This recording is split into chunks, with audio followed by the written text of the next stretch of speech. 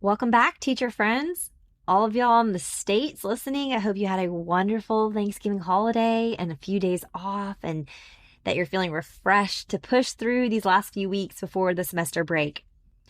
I am thrilled to be bringing you all today's episode. You have asked over and over and over again for me to speak on standards-based grading. And y'all, I knew I had nothing to say about this because I literally know nothing about it, as you will very obviously be able to tell in today's interview. So, as I do when I don't know anything, I pulled my email list and had a bunch of applications. It was so hard to narrow down, but I'm thrilled today to be introducing you to Jennica Harrison, who graciously agreed to come on and talk about her experience with standards-based grading to help all of you. Jennica is a secondary science teacher on the West Coast, and she has taught biology, chemistry, and anatomy and physiology. And like many science teachers, she has had to completely shift her thinking regarding how to teach the next generation science standards, which she loves.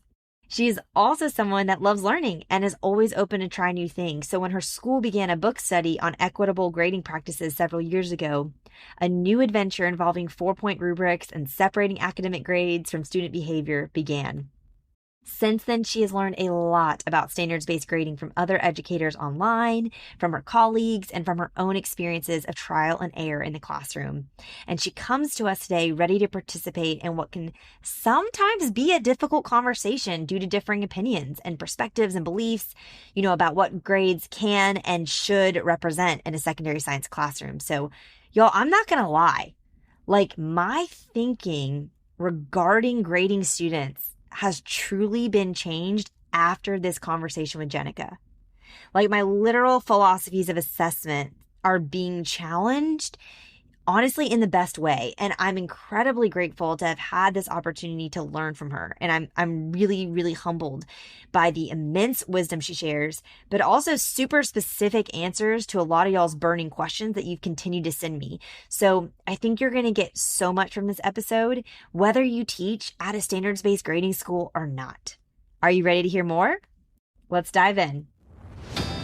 This is Secondary Science Simplified, a podcast for secondary science teachers who want to engage their students and simplify their lives. I'm Rebecca Joyner from It's Not Rocket Science. As a high school science teacher turned curriculum writer, I am passionate about helping other science teachers love their jobs, serve their students, and do it all in only 40 hours a week. Are you ready to rock the time you spend in your classroom and actually have a life outside of it? You are in the right place, teacher friend. Let's get to today's episode.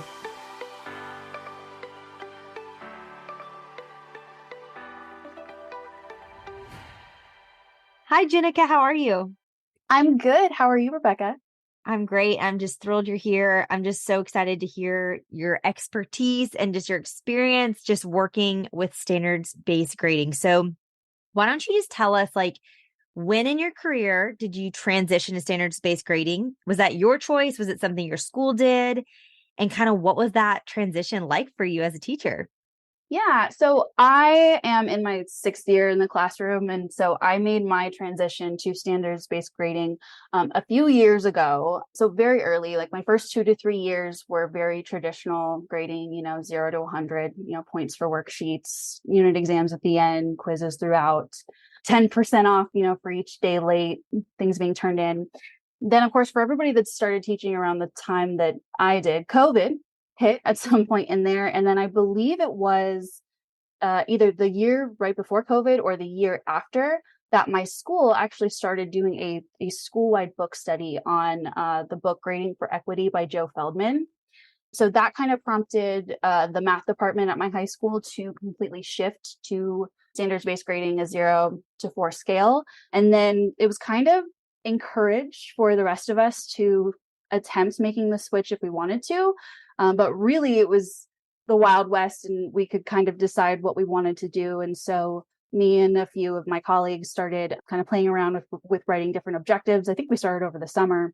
And then that has just kind of, grown to where I'm at today, which is kind of, I wouldn't say I'm perfectly doing standards-based grading because, who is, especially with the NGSS, but I'm pretty confident in my implementation and understanding as of right now. So very early transition. And I also want to say, I hope people hear me out when I say this, that it wasn't that hard of a transition for me, but big but. That's because it's not like I was a teacher, for decades before this, and I had, my systems, and I'd really refined and figured out how to make that work for me. I felt like, as a newer teacher, I was going to spend that time planning, my assessment system regardless, that it didn't feel like it was extra work. Like I already, didn't know what I was doing and needed to figure it out, like we all do. I do really respect and admire the entire concept of standards-based grading. So with that in mind as well, like it was kind of an exciting task to take on, not something I was doing, because I was forced to. Yeah, I would love to hear more about that because I know you mentioned this kind of was spurred on with that book about equity. And so, kind of what did you see that connection being between what you were reading and then now what you were choosing to do, which I kind of love. I didn't realize it had been a choice for you, which is awesome to hear that you made that choice. Yeah, well, in my opinion, my experience, I feel like the entire standards-based grading movement is driven by equity. Like, I'm not really sure the role that that book and, those ideals have played, around the country, but at least in my school, my experience, I think equity is the driving factor because historically, like traditional grading has rewarded the privileged and has punished those without. I'm not sure if that's a direct quote, but basically that's kind of a summary of it. And it's really important to consider how measuring behavior compliance in the form of like completion credit and things like that, and assigning zeros for not turning things in, is affecting different groups of people differently. I could talk about this forever. There's a few different like big issues with, yeah, like grading for the behavior compliance and then the mathematical issues that come with grading on a 0 to 100 scale. Like when you really think about it, what is the difference fundamentally between a 73% and a 74%? Why are there 100 different possible grades that a student could get on an assignment when we're using this percentage-based system? And then we start getting into all of the mathematical concepts behind that. And like, I don't know about you, but we're not taught about grading practices. We're not taught about the math that is involved in, averaging assignments and averaging grades so that they match a percentage. And so I feel like we've all just been taught, this way to go about it, or maybe not even taught. We've all just like seen it. We experienced it. We grew up with it. And so we just turn around and, and kind of regurgitate it and do what we experienced without really knowing kind of the science and the math behind it. Absolutely. And, I'm feeling like very humbled to be talking to you because you're saying things that I genuinely haven't thought of before. Like I never thought, okay, are there really 100 different grades for this one thing? It's too much. And I mean, the only time I really ever have thought about this is I remember being at a school once that was on a 7-point grade scale. So like 93 to 100 was an A. Like as opposed to another school I'd been at that was the 10-point at least, like 90 to 100. It felt a little bit more reasonable because like if you know at least 60%, like you should pass. That's a lot of the material to know. Absolutely. But I think you're really pushing me to think about this a lot farther. And so I'm excited to be talking to you because I also have so many practical questions because if I'm honest, I'm hearing you and I'm like, okay, yeah, that makes so much sense. I agree with that. But then I'm like immediately feeling tired thinking about, okay, well, like, how do we do it? Because like what you say about the zeros and like the completion, like I do all that stuff because it has worked and it has been so motivating for them. So I'm interested to get into talking to you about, well, and I guess that could kind of lean into what I want to ask you anyway of like, okay, so how is this for your students? And how did changing to grading this way almost affect their behavior? Because like, obviously there's other ways to motivate them besides grades, but it seems like such an easy way to motivate them. Mm-hmm. Yeah, so I would say like I've learned a lot about implementing this the past few years, and I feel like the answer to that question is everyone's favorite. It depends. It depends on how you implement it at the beginning, because I think, it's funny implementing this as a newer teacher. I'm sure veteran teachers are going to hear this and be like, oh, yeah, well, duh.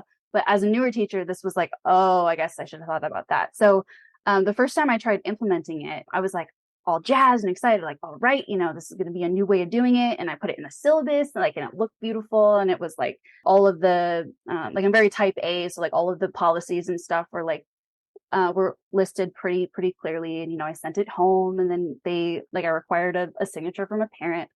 And, I had a PowerPoint presentation, we went over the system once, and then I was like, okay, they got it. All right. They know it. And then I realized, as the months started going on, I was still getting the questions. Hey, when's this due? Hey, how many points is this worth? And then when they finally did start kind of understanding that I wasn't, going to just give them points for doing things, they were like asking me questions. Why should I do it if you're not going to grade it? This is busy work, things like that. So I think, the first year I tried it, it was kind of like I introduced it, didn't facilitate that well enough into like throughout the beginning of the year, and then was kind of like playing catch up and like trying to reconvince them to get on board with this. Whereas the next year I attempted it, I was like, okay, I've got a little more experience under my belt now. I know that this needs to be something that is like explicitly taught, practiced.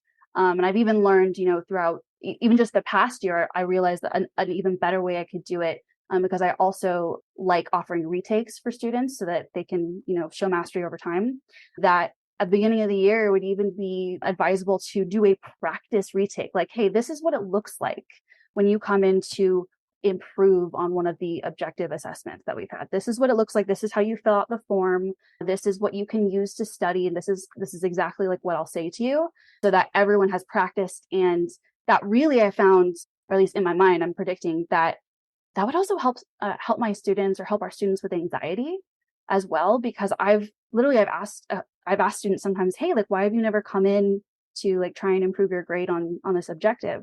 And they've looked at me and been like, I was scared. I didn't want to do worse the second time around. I was nervous. And I'm like, I'm so not scary. Yeah, you're not. I've only known you for 5 minutes, but you don't seem scary to me either.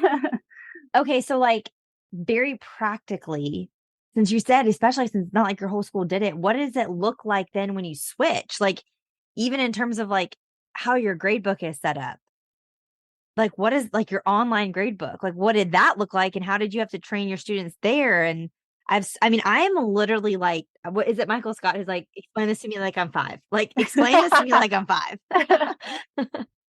It was such an iterative process, I will say. And because like this is coming at a time with integration of the NGSS, it's so hard. There are no examples. There really aren't. There are teachers that are individually, doing things, and, they're posting stuff online. So I would say I did a lot of research and like talked to colleagues about like how they were doing it. So after all of the research that I have done, I decided on splitting my grade book up into 3 categories. The first one is science literacy, which I decided on that being just content quizzes. I was like, okay, so as I'm teaching, whatever curriculum you're teaching, you could do this. As you're teaching, periodically give content-based quizzes. And that's the science literacy category. And then at the same time, you can also sprinkle in science skills quizzes. Now, these can be, the word skills, it's intended in my mind to mean scientific and engineering practices, but it could also be things like I can keep my binder organized. I can do this, I can do that. And so category 2, science skills, and then category 3 was 3-dimensional performance assessments. And these were, I don't know if you or our listeners are familiar with Paul Anderson over at The Wonder of Science. Yes. Rock star. I love him. Love him. And so the 3-dimensional performance assessments category was basically assessments from his site, like kind of adapted for my own class, as well as Inner Orbit. That's a new kind of budding NGSS aligned assessment program that is creating assessments aligned to individual standards. So those 3 categories, and then kind of just sprinkled in throughout the year. Okay, so when you were like grading, so you weren't doing tests anymore. You're like, well, the quizzes would be like an organelle quiz or something like that would be in your scientific literacy category. And would that be a grade that goes in out of 100, or what does that look like numerically? Mm-hmm. Yeah. So I also adopted, I think this is kind of encouraged with standards-based grading. I also adopted a 0 to 4 scale for everything. So I think with like traditional grade books online, we kind of can't get away from the 0 to 100%. Right. But what we can do is set point values. So I believe all of my assessments, and again, I am not claiming that this is perfect, mathematically sound. This is just, what we're doing to try and make this work. Hey, and let me encourage you that we don't need you to be perfect. I mean, I just had you on here because we just want to hear someone's experience because, again, so many people are lost, myself included. And so just to hear someone else's perspective is really helpful. So don't feel like you have to be perfect. We're thrilled to hear what you think. So that's smart. I didn't even think, hello, I used to do the same thing, point system. So it's just out of 4 points. Basically, yeah. Perfect. I hadn't even, so like, okay, let's say you have a 25 question organelle quiz. How do you decide? Do you still kind of do it a little bit like, okay, you got like at least 75% of it right, so you get a 3? Oh my gosh. You're bringing up things that have gone on in my mind that no one knows the answer to. Okay, so this is what I have done. But it's like so ingrained, like you said at the beginning. Like that's how my brain thinks. Like you're saying, don't put it on a 100-point scale. And my brain's like, okay, let's just do mental math and put it on a 100-point scale. Absolutely. No. So what I decided on doing is I would decide on an objective. Like, let's say this is a literacy quiz. Decide on an objective. We just learned about photosynthesis, the inputs and outputs, and kind of how that works. I write the objective, I can explain photosynthesis, whatever. So I would think in my mind, what is the bare minimum knowledge that students need to know about that objective? Something that is like fair, that we have said over and over again, that we've practiced over and over again. And I would write like 2 questions or find questions online that would be those like kind of minimum knowledge questions. And I would almost require those first 2 questions to be correct for students to earn a 1, a not yet approaching. That's like, bare minimum, you have to know this. Like photosynthesis occurs in who or in which living things. And it's like plants, animals, right? Like the most basic. And then like as the quiz went on, I would increase the difficulty of the questions until the very final question, typically, or series of questions, was for the exceeding. This is like, okay, you learn this, you can say it, now can you apply this knowledge? Or it would be like an open response question. And with that in mind, I mean, were there times where I absolutely mispredicted what students would find difficult? Absolutely. What do you do when a student gets that first question wrong? They say animals do photosynthesis, but then they get all the other questions correct. So like sometimes I would have to kind of like rethink that system because like, is it fair to give a student a 1 because they missed 1 question? They misclicked. They meant to put plants. So there was a little bit of judgment there that I had to make. And sometimes I did find that because Google Forms is how I assign quizzes, you have to put points there. I would find that sometimes I would, grade via points. I would try and hide it from the students. And then, on a spreadsheet, do sort by, and then kind of, look back and forth between the quiz and the score, the numerical score, and then determine where in meeting the objective is that exceeding? Is it meeting? Is it approaching? Is it not yet? Or is it like you missed every question, or there's no evidence of like cognitive understanding of any point of the standard? Like maybe you did get a few questions right because they're multiple choice, but like you got 1 right and then 1 wrong. They were asking the same thing. And so like I have insufficient evidence to even say that you're not yet approaching. Like you need to retake this. Basically, that's what I would feel that's communicating. I think in my head, I was like trying to think of things I've already made. How would I make them work? But I like the idea of rethinking it, and especially when you make it a quiz, it's shorter, but pulling things and saying like, and almost having, okay, every quiz has 4 parts. Part 1 is like the level 1 questions, 1 to 3 or 4 or 5 little multiple choice. And then part 2 is the level 2 questions, or, like you said, the next level in understanding. I think that's like a nice way to simplify it. But like you said, there is still going to be some gray area there. So from a practical standpoint, do you just have one rubric of what each of those four levels means, and then you apply it to each standard that you're writing, or are you writing like fresh rubrics for every single thing you make? So what I was kind of informally doing was for the content quizzes, I mean, it is impossible to write a rubric for every single one of those. And especially like content quizzes are the time for multiple choice questions. Like it's not going to all be multiple choice, but like that is an easy way of doing it, and of testing knowledge. And so I would not like create actual rubrics for each individual assessment. For the skills quizzes, though, yes. And so, again, all this kind of informally, how I went about doing it. Like, let's say I was giving a skills quiz on I can develop a model. I would, I mean, if you're going to assess kids on I can develop a model, they need to be developing a model.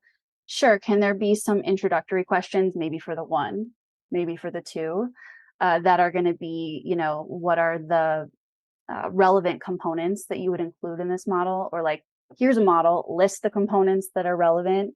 And maybe I throw in, let's say the model is about photosynthesis, and then I throw in a dog in the corner. And the level one question is like, okay, which of the components in this model is not interacting with anything? Something like that.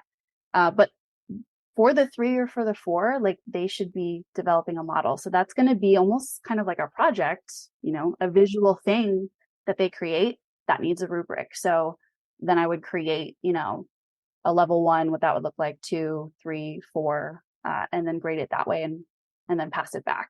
So literacy quizzes are multiple choice, kind of where are you at in the objective? How well did you meet it? And then the skills, that's where really detailed objective rubrics come in. Right. I love the idea of the categories, especially with thinking about NGSS. Like it makes so much sense. The content's like your DCIs, then you got your SEPs for the skills, and then the third category brings it all together with the CCCs. Like, yes, that makes a lot of sense. And so I think that's really helpful. And I'm really tracking with you, and I'm loving this. And so I feel like I'm going so off our questions. I'm going to get to them, but like you're just making me think a lot of things. So what this makes me kind of think then, okay, I know so many teachers, they don't have to use it's an rocket science curriculum. They have some other curriculum they use, or they've, like you said, those veteran teachers who have developed their own curriculum over the years. Now they're switching to standards-based grading. They're overwhelmed because they're like, do I have to start from scratch? Like I'm thinking, and you correct me if I'm wrong, like you could use everything that you were already using. You're just not really going to grade it. And then maybe just pull from old tests and things, write your literacy stuff. Your skills and stuff could be labs and activities you're already doing. Maybe you need to tweak them some. And then same with projects, you may just need to like make other investigations and things you already had more robust, or sorry, for your 3D category. Like, I feel like you could make it work. You really need to like restructure really that scientific literacy category. But from your perspective, and I know you're like, well, I'm not as much of a veteran teacher, but like, what would be your advice then for someone who has like all these things already? Can they use them, or do you feel like they do kind of have to start over a little bit? well, I think with the way that I've determined how to structure it, again, didn't come up with this, but I feel like that is kind of transferable no matter what curriculum you are using to do these kinds of three categories. I will say though, especially with the skills quizzes, that might require a little bit of restructuring, because you want to make sure that you are really providing students the opportunity to practice multiple times on a skill before you give them an assessment.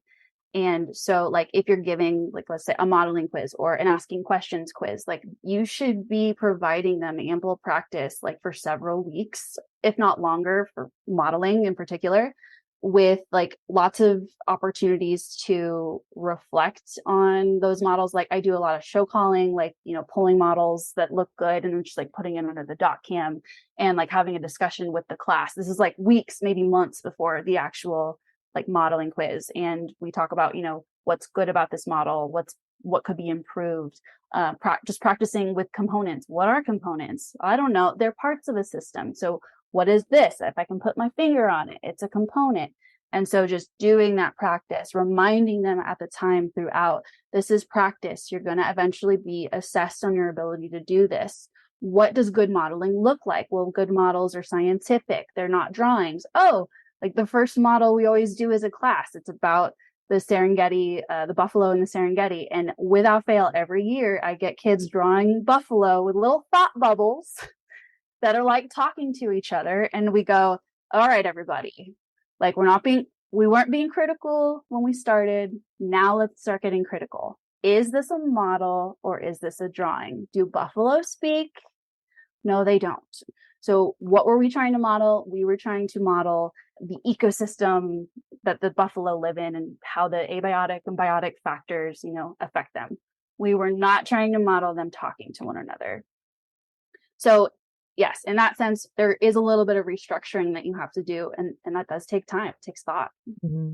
Which that's where I always try to encourage people like, okay, well, if you are using curriculum, at least you're done hopefully with some of that. You're not having to source resources. Now you maybe have more capacity to tweak what you have, like instead of starting completely from scratch. So it's still not, I think, because people are afraid. They're like, okay, I've done all of this. Do I have to start over? Or maybe I've invested all of this into something else. And is it wasted? So I think that's encouraging to think that it's not necessarily the case, but it does require that shift. So I still am thinking though, like you said, you're still gonna have to do so much practice, like especially for a quantitative science like chemistry, there has to be so much practice for them to get those skills. So how are you motivating them if it's not even for a completion grade? Yeah. And I think that's kind of where citizenship grades come into play because like with the concept of standards based, it really does away with participation points and completion points and really is trying to motivate intrinsically as opposed to extrinsically. Sometimes kids just want a little outside motivation, There are definitely those students that will feel that way. And I feel like the best way to combat that is tying it to citizenship in some ways. And then also really aligning your assessments with your assignments, which again requires a lot of thought and pre-planning. Because if your assignments don't actually prepare them for the assessments, they're going to figure that out really quick. And they're just going to stop doing the work. They're going to attempt all the assessments and they're going to realize, oh, like I didn't actually need to do that practice, so I'm not going to do this. And so that's a big motivator for sure. Even just hearing you say that, I'm thinking about students I remember like being in high school and you'd get like 25 math practice problems and you're like, what the heck? Like that was something I tried to change when I wrote my physical science and now chemistry, which are so quantitative. Like, okay, here's 10, but I would tell students like, if you can do the odds and you're good, you can stop. Like, because like you said, I'm not just giving you this for busy work to fill the class. I'm giving you this to practice. So if you feel good after doing half of them, cool. Like you don't need to. But if we need more practice, they're available. So I think that can be, like you said, a really good motivating factor of not actually, because students know when they walk in a classroom, is this one where we actually do stuff that matters or do we not? Oh yeah, 100%. And so if you treat your time like it matters and you treat them like they matter, then that makes a difference, Mm-hmm. Yeah. And I think your pacing like has a lot to do with that as well. If kind of circling back to your question about, do teachers have to throw everything out and start over? This might be a controversial statement. I do think that true alignment and transition to the NGSS does require kind of a full rethinking of how you're delivering content. So like, let's be clear here. Like, what am I doing in my classes or how am I teaching? I am fully embracing I am the guide on the side. I'm not the sage on the stage. I don't lecture. There are no worksheets that they spend 45 minutes working on and then they turn it in. Like it is it's a very kind of exhausting but engaging way of teaching where it's very discussion based. It's very like, we're trying to figure this out together. What's the best way to do that? Let's talk about our ideas. And then I'm going to direct you to the best way, to figure this out. So we're talking, we're learning, we're figuring out. I'm sprinkling in some direct practice, some like quizzes, Kahoot stuff, some vocabulary practice. But in general, we are figuring out the science the way NGSS intends. because I don't, give these worksheets that anymore that, they're spending 30 minutes on, our pacing is very, for 5 minutes, we're doing this. For 15 minutes, then we're doing this.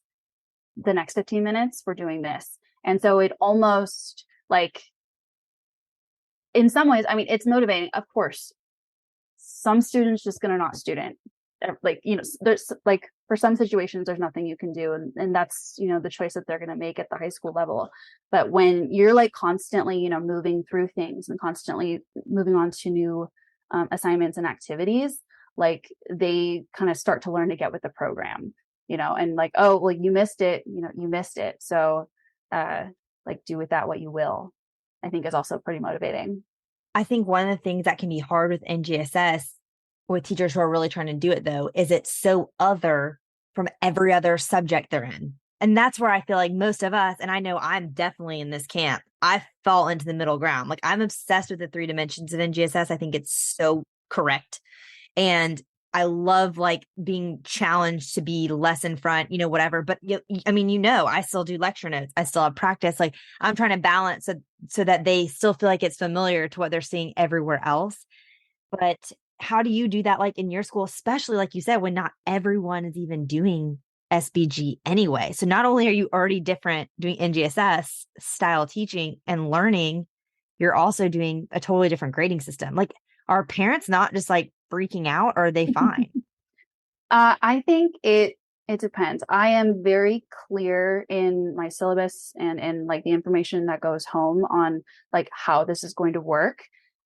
And I also like, I'm very meticulous and detail oriented. So I am constantly, as I'm creating, these systems, in the back of my mind, I'm thinking about, hold on a second, like, is this fair? Is this assessment that I'm about to give, like, is this a good assessment? Because no one's perfect. And also just coming at it with humility and awareness that this is the Wild West. And I think I put something in my syllabus one time that was like parents, please be aware this is an emerging, best practice. And it is definitely going to be unfamiliar, and just like leaning into that and encouraging students that, it's okay to feel like, whoa, this is different. Whoa, this is weird, because it's different and it's weird to me. But it's also really rewarding to learn this way and be challenged in this way. Like when I actually got my teaching credential, I was not, given the science content test for my credential the way that I was taught. I was given the CSET exam aligned to the NGSS, and I walked out of that test having no idea how I did. Like, coming from my background, like, always like trying to get the A, like always, feeling like a disappointment if I didn't get the 4.0, like walking out, not knowing if I'd pass because there were so many application questions, was very foreign. And so I think not pretending like that's not a factor is really helpful, and just really trying to highlight the benefits of not just this way of like teaching and learning and grading, but just, what this is doing for your learning and your understanding of the world. Like I've had students, I always give a like end of semester survey and, ask honestly, what are your thoughts? And I've gotten some really interesting responses from students saying like, at first I didn't like this class, but it really grew on me. And I really enjoyed how in depth we went on these topics. And I feel like I really understand this thing as a whole, as opposed to, it kind of goes back to that, what's a better way of teaching? Do we want to teach, a mile long or an inch deep, or whatever or mile long, mile deep, whatever it is. So I love that. I love your humility too. I think it's super important to be transparent with students. I remember the first time I taught AP biology, just straight up saying like the first day, like, I'm not going to know all of this either. Like, I'm literally going to be studying alongside you guys. But I feel like I got a piece almost of a little bit of the standards-based grading vibe, in the sense that I told them straight up from the beginning, like, I'm basically not grading anything because like y'all are all like, and I will say that this was so niche. It was like a small group of really motivated students who really wanted to learn together. But I will say the one thing from it, labs were such a delight. because for once in my life, we got to just like actually explore and find data together and not deal with people being like so stressed about getting the right data. And I was like, that drives me insane during labs. I'm like, there's no such thing. Like, just do it and then we'll talk about it, you know? So I love that. I love thinking about this and being like, wow, this would have set us so free on lab days to not be like about getting the grade. But I'm still like caught up in these numbers. So what then goes on their report card? Since your whole school's not an SBJ thing, do they get a 4 for your class, or does a 4 translate to an A? Yeah, so it's up to, I've done it in two different places. Well, one school, I believe we use one management system, one gradebook system that actually allowed us to switch from 0 to 100 to 0 to 4. So what showed up on the online gradebook was a numerical number between 0 and 4. And it was like C is, 2.74, whatever it was. And A, they have a 3.75. Like that is what they would see on the gradebook. Not all management gradebook systems have that option. So we're limited a little bit there because I believe the other school I worked at, we couldn't do that. So we had to translate the 0 to 4 grade into a percentage. And I think what basically we ended up doing, it was like a 0 to like a 25% was an F, and then a 26 to whatever percent was a D. And so it wasn't a perfect kind of alignment, but we did what we could with the digital tools that we had. So like a student who has a 4 though, I'm just like thinking about those kids. You know how they are. They're trying, if they have a 99, they want 100. So did the 4s go in as hundreds? Because they're battling for their GPA to be the first in their class of 365. So like how did that affect their GPA, and were kids not freaking out? So I think gosh, then we're getting into the math here. So I know, let's say they, you're like, please stop. I'm like, okay, but let's talk more about the math. Like, I don't want to. so I guess if you're using the point system, like 4 points is the A and then 3 points is the B, I believe that, yeah, that would go in as 100%. That would then translate to the percentage. An A would be like anywhere from like an 80 to 100. If you're dividing 100 by 5, because you have 0, 1, 2, 3, 4, or whatever. So, but do you just put it in then as 100, or does it go in as a 90? You would put it in as 4 out of 4. And that's 100. Okay. Math stuff happens behind the scenes. And then, yeah.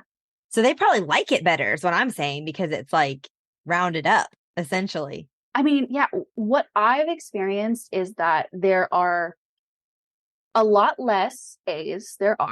It's harder to get an A, but there are a lot more B's, C's, and D's. And then there are F's. Yeah. So that's kind of what ends up happening. Which is so normal, but we all have such distorted views. We all think we should all be all AP students. All should be straight A's. Like, I mean, I even think about my son is in kindergarten, my oldest. So like, I'm like just starting all of this, but they do standards-based grading until they're at least, and I think in 3rd grade, they start getting actual letters, but like, it makes so much sense. Like we just got his progress report and it's like, he's not approaching, or he's meeting expectations, or he's exceeding. Like, it's so clear. Yeah. It's so clear. I'm like, I don't need a number. He's 5 years old. I need to know, like, is he on track? As long as he's meeting expectations, I'm fine. So I think I have such a hard time living in the in between. I'm like, okay, are we like, can we all just like stack hands and just like say we're all going to do it one way? And then because I think that's where it's like, I'm always trying to balance making all the people happy and doing all. Yeah, I think the lack of unity, like in the education sector, just across the country is so, I mean, it's shocking to us as teachers. And I think it's even more shocking to the general public, just how different everybody is doing everything, which, I mean, and there's arguments both ways, like, because you don't want to be a standardized robot. Yeah. Like different kids, different areas, different populations have different needs. And so we don't want to like take away that ability to, really specialize, whatever it is you're doing in that, and like in each individual school. But at the same time, there's that issue of standardization and just making sure, I mean, even within schools, teachers aren't doing the same thing. Right. Different teachers are implementing standards-based in different ways. So yeah, that's interesting to think about. Okay. You mentioned not, and then I derailed you, but you mentioned this idea of a citizenship grade. So is that something that goes in your grade book, or like your school has a separate thing, or what? Tell me more about citizenship grades. Yeah, so how I'm learning that different districts are implementing it is they are completely separating the kind of behavior grade from the academic grade. So the citizenship grade is what is being proposed. And in my opinion, how it is best utilized is when it is tied to like social event participation, like being able to go to dances, football games, things like that, as well as sports eligibility. Because like, I'm with you in that, not being able to provide those participation grade, points, not being able to say, hey, do this and, and it'll be 10 points. Like it is harder to encourage students to do the work. So they need some kind of other reason to, behave correctly in the classroom. And I think citizenship grades are a really great way to do that.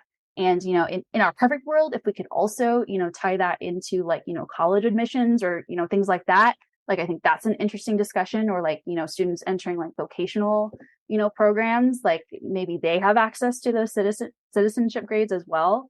Like, I think it totally opens up our world to thinking about education differently and like what the report card looks like and what it means. I never thought that that's such a great idea, that the motivation is not that you get this grade, but it's you get to go to the away game for the football and play on the team. Like that's an interesting, because that more correlates.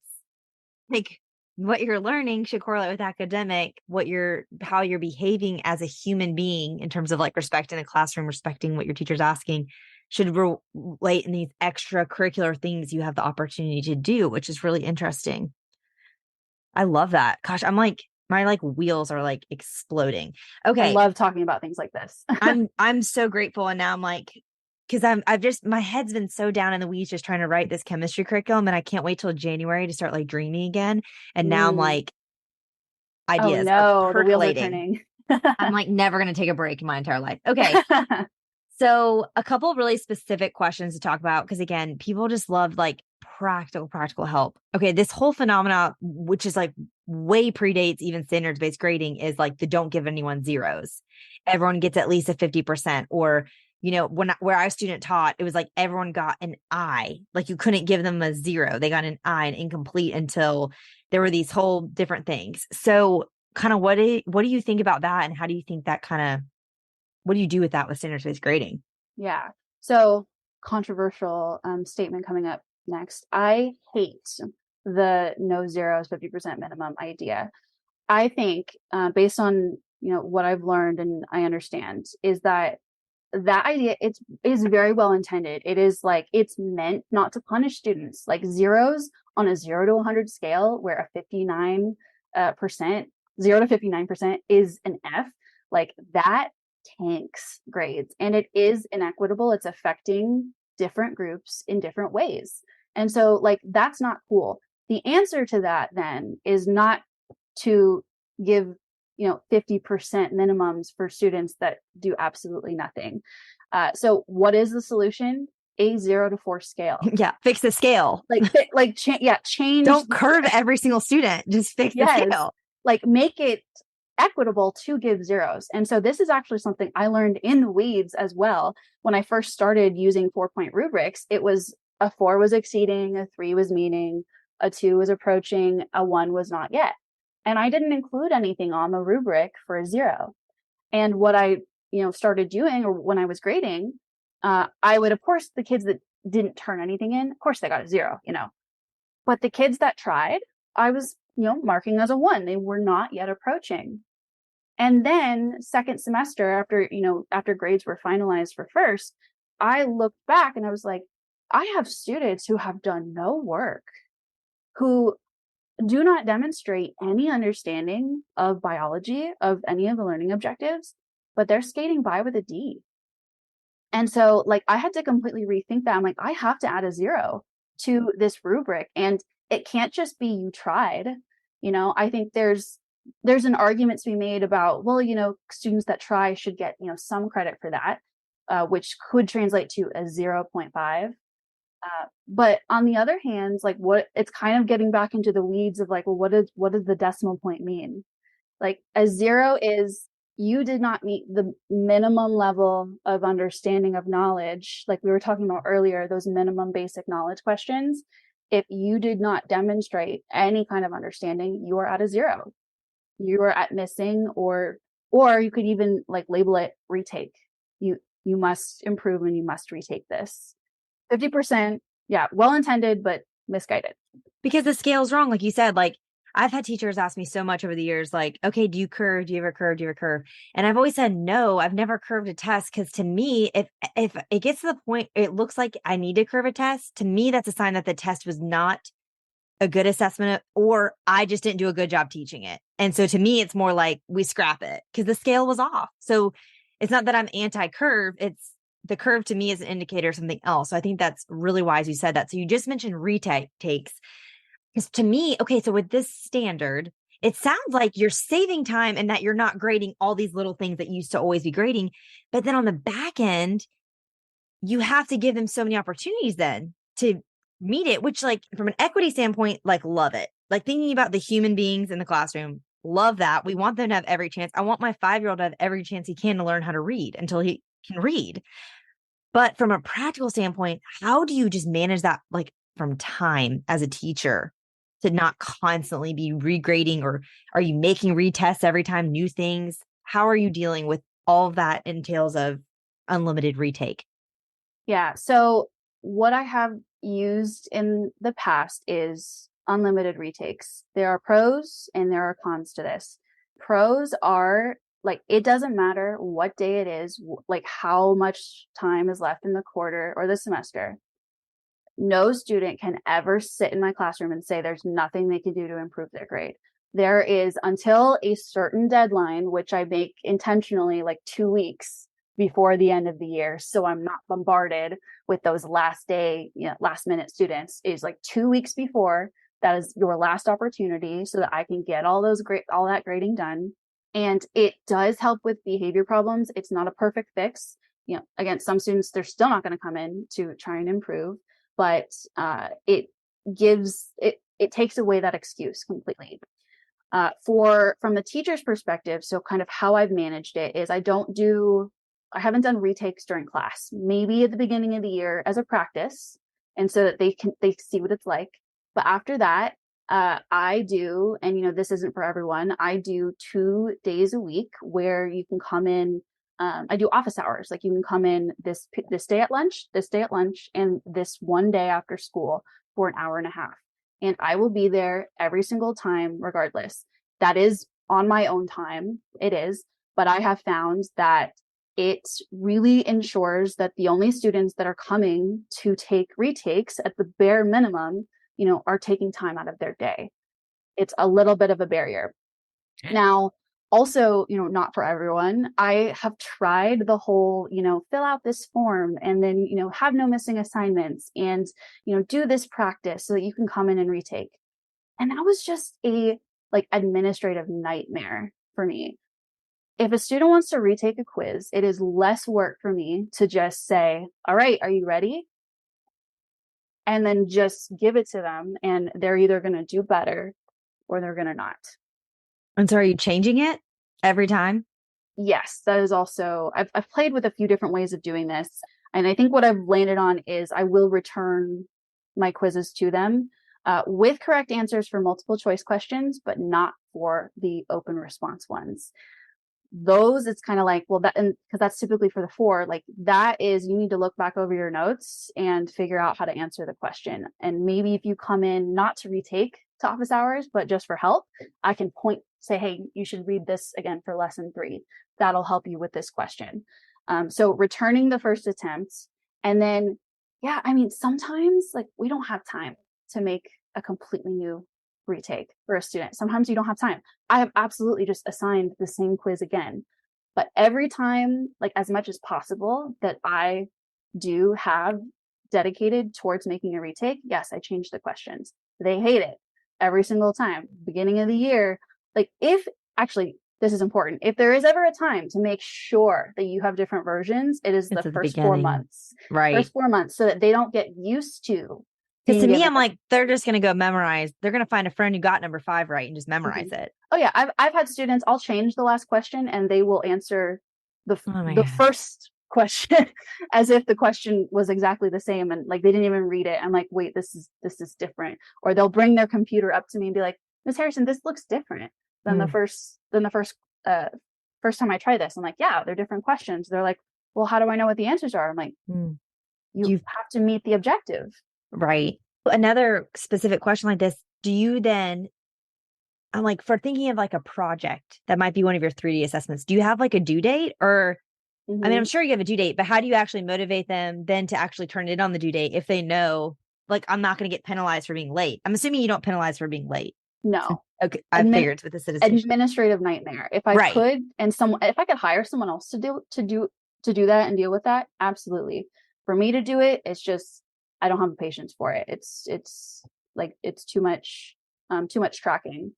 But yeah, I'll I'll tell you about what I've done and what I would probably do. Would try the next time.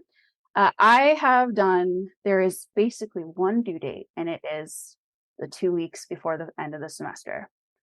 And it eliminates that excuse from students for, well, why bother, because I'm getting an F regardless. So it does take that away. Cons, I always, without fail, the last office hours that I give, the after school, especially the after school one, 2 weeks before the end of the semester, is chaotic. It is crazy. I have 20 to 30 students across, out of all of my rosters that are coming in for that final retake. And I'm not sure what the reason for that is, because I have heard from other teachers that they don't have the same numbers that I do of students coming in to retake. And I don't know why. I don't know what the cause is, but like without fail, that last chance, like so many students really do take me up on it. And a lot of them do improve their grades. I've seen grades go from D's to B's, overnight because of that final opportunity. And yeah, is it a little bit of a pain for me to have to grade something from 3-4 months ago? Absolutely. Which is why I try and create systems on my computer in like my Chrome browsers so that I can easily pull up each of the quizzes. Like I have a little folder and it's like assessments, and it goes, quiz one retake one, quiz one retake two, quiz one retake three. Awful, but it helps so I can at least just quickly go. And then also, administratively dealing with the retakes, I do first come, first serve. There is a Google form that is posted in our LMS that they have to fill out. And I add like a little checkbox in the little spreadsheet version that I can check off once I've graded it. And I literally wait. I sit there at my computer. They come in to do the retake. I sit there and I wait for the form submission to pop up. And then I look up and I go, Jason, whatever. Okay, so you'd like to retake quiz 2? Okay. Like, all right, are you prepared? If there's 4 students in the room, great. It's a maybe more detailed conversation. If there's 30 kids in the room, it is, Jason, you ready? Okay, it's opening. And like I'll open it up for him on like using GoGuardian or Hapara or something. So yeah, the retake form, godsend. Absolutely. I'm like just enjoying this conversation with you so much. So I think just to wrap us up, I really appreciate hearing from you. Multiple times in this conversation, you said, okay, pros and cons. And I think that is such a good way to almost try to end this and wrap this up, is this idea that like we're all looking for like the one magic way to teach and do things that's best for students, but the least amount of work for us. And there's no one way. Everything has pros and cons. And that's why each teacher has to decide your capacity isn't to track all those little missing things. Someone else might be, but then they don't have the capacity for whatever. And so it's doing the best you can in the season you have with what you have. And like you said, just deciding what matters most to you in terms of your pros and cons. So before we wrap this up, is there anything else you wanted to say? I guess at the end of the day, really addressing the teachers that are trying to make the switch, but that are scared. like, don't think that you have to do this perfectly right out of the gate. No one, is doing this perfectly right now. I think that if there is a theme of our conversation, it is like no perfection, anti-perfectionism. Do the best that you can. Be honest with your students that this is new, and if all your students tank one of your assessments, is it possible that it was their fault? Sure, but let's also be really, critical and understanding that this is something new and that there is potential here, that it was something that we did and that maybe we should throw that out and try again. Learn from whatever that mistake was and just try it again. Do it as you go. I know backwards planning is like the holy grail. Of course, we should always keep the end in mind. Sometimes we don't have that time. If you need to come up with your objectives as you go, that's what you have to do. Absolutely. I mean, that's 100% what I did my entire first time teaching AP biology. It was like, we're working at the same pace, people. I think that's just super helpful and really wise. And I'm really grateful for you coming on. So, one last question I ask every guest: what's one way that you've simplified your life recently? Doing away with perfectionist thinking, not just in my job, but in my life. Like, we teach our students about the engineering design process, that, you make a prototype, you test it, there are failures, there's successes, and then you refine it and you try it again. So just, tackling everything in my life with that philosophy of it doesn't have to be 100% perfect, correct the first time. Just, learn from every mistake, every flaw, and improve it the next time. Like, we teach our students this, like, we should embody it as well. Yes. No bad data, just good Yeah. error analysis. Yeah, exactly. But apply it everywhere. I love that. I think I am decent at this in the classroom, but I'm challenged by you saying applying it to my life too. Right? That's a good challenge. Okay. Mhm. So I know my listeners are going to want to stay connected with you. And I'm sorry if you get bombarded. I'm just kidding. I'm not sorry. But they're awesome people. So I hope you love them. But if they want to connect with you, what would be a good way to do that? Yeah. So if anyone's interested in learning more about how I have implemented standards-based grading, they can check out my website, jump into PD professional development, jumpintopd.com/science, and they can sign up to receive a free download of my plan. Like I said, it's just an overview. It has real specifics, like things, real excerpts from my syllabi that I've passed out to parents.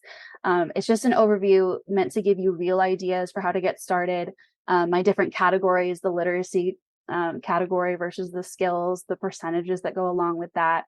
And then, while they're there, if you're also interested in some professional development courses, I have created several for science teachers. So if while you're there, you'd like to check that out, you can earn units to advance on your salary schedule if your district uses that. For a more direct line, if you'd like to email me, you can email me at Jennica@jumpintopd.com. I love conversation and would love to hear from you guys. Awesome. Thank you so much, Jennica. I really appreciate it. All right. Thanks, Rebecca. Thank you so much for listening to today's episode and my interview with Jennica Harrison. You can find all links mentioned in the show notes at itsnotrocketscienceclassroom.com/episode 106. And stay tuned for next week. We are going to continue the conversation about standards-based grading because y'all, honestly, I had so many great applications when I sent this out.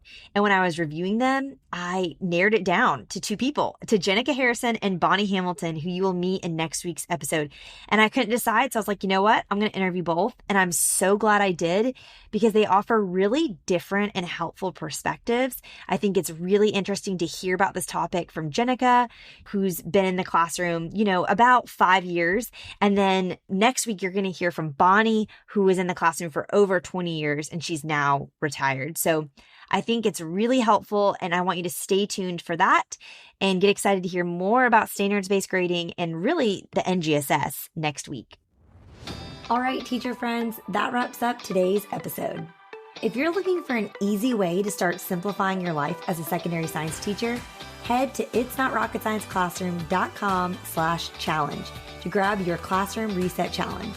And guess what? It's totally free. Thanks so much for tuning in, and I'll see you here next week. Until then, I'll be rooting for you, teacher friend.